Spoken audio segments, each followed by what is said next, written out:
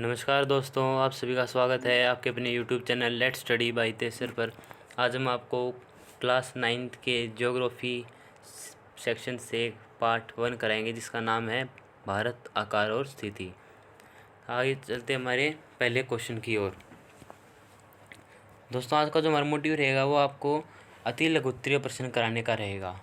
इससे आने वाली जो वीडियो होगी उसमें हम आपको इसके जो है और लॉन्ग आंसर टाइप क्वेश्चंस और MCQ भी कराएंगे। तो आइए चलते हमारे पहले क्वेश्चन की ओर। हमारा पहला क्वेश्चन है, भारत किस गोलार्ध में स्थित है? दोस्तों, भारत जो है उत्तरी गोलार्ध में जो है स्थित है। हमारा अगला क्वेश्चन है, भारतीय उपमहाद्वीप में कौन कौन से देश शामिल हैं?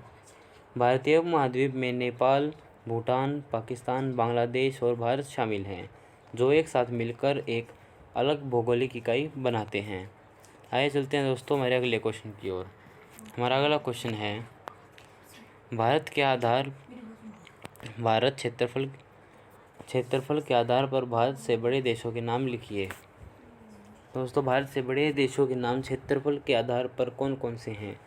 रूस, कनाडा, चीन, अमेरिका, ब्राज़ील और ऑस्ट्रेलिया। दोस्तों, भारत जो है पूरे दुनिया में 7वें नंबर पर सबसे बड़ा देश है। आइए चलते हैं हमारे अगले क्वेश्चन की ओर।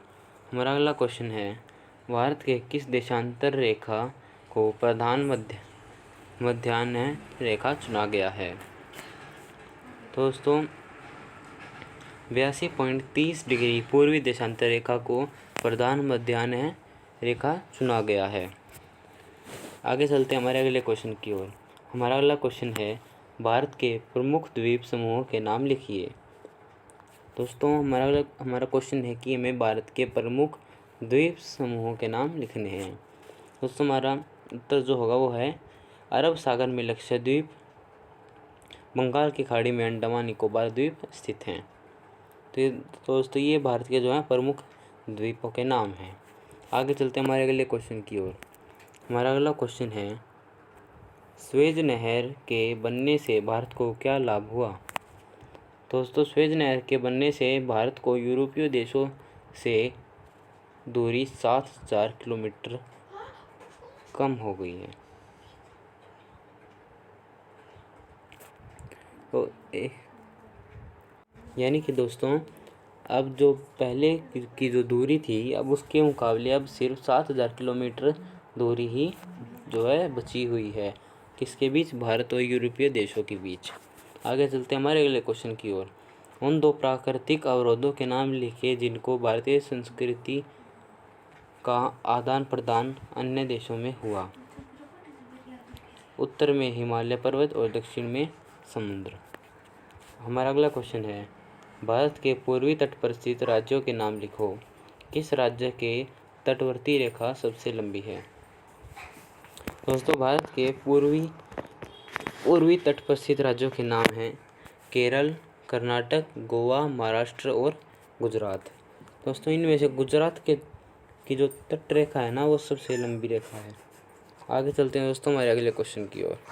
हमारा अगला क्वेश्चन है, भारत और श्रीलंका के बीच स्थित उस जलीय भाग का नाम लिखो जो दोनों देशों को अलग करती है। दोस्तों, उसका नाम है पाक जलडमरू और मन्नार की खाड़ी।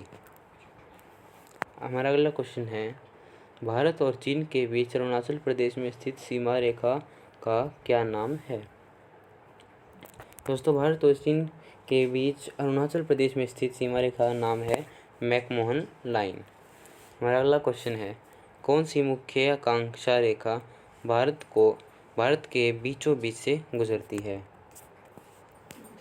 दोस्तों, 23.30 डिग्री उत्तरी अक्षांश रेखा, जिसे कर्क रेखा भी कहा जाता है, वो जो है भारत के बीचों बीच से गुजरती है। दोस्तों, हमारा अगला क्वेश्चन है, भारत की प्रमुख भूमि का अंतिम बिंदु क्या है? भारत की प्रमुख भूमि का अंतिम बिंदु क्या है? दोस्तों, भारत की जो प्रमुख भूमि है उसका अंतिम बिंदु है कन्याकुमारी। आगे चलते हैं हमारे अगले क्वेश्चन की ओर। प्रायद्वीप किसे कहते हैं? भारत एक प्रायद्वीप है। कैसे?